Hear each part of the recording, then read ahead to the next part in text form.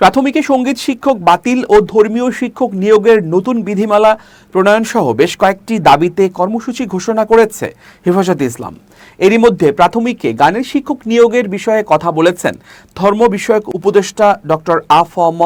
খালিদ হোসেন। তিনি বলেন, আপাতত প্রাথমিক বিদ্যালয়ে গানের শিক্ষক নিয়োগ দেয়া হচ্ছে না।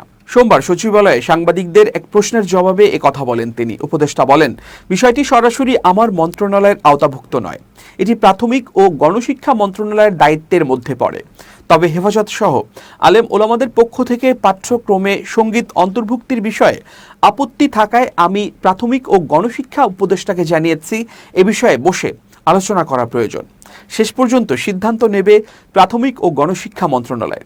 প্রাথমিক বিদ্যালয়ে ধর্মীয় শিক্ষক নিয়োগের অগ্রগতি সম্পর্কে জানতে চাইলে খালিদ হোসেন বলেন, না, সেটা আমি বলতে পারবো না, যেহেতু এটি আমার মন্ত্রণালয়ের আওতায় নয়। হেফাজতের আপত্তি এবং অন্যান্য ইসলামী দলের দাবিগুলো বর্তমানে প্রাথমিক ও গণশিক্ষা মন্ত্রণালয় পর্যালোচনা করছে।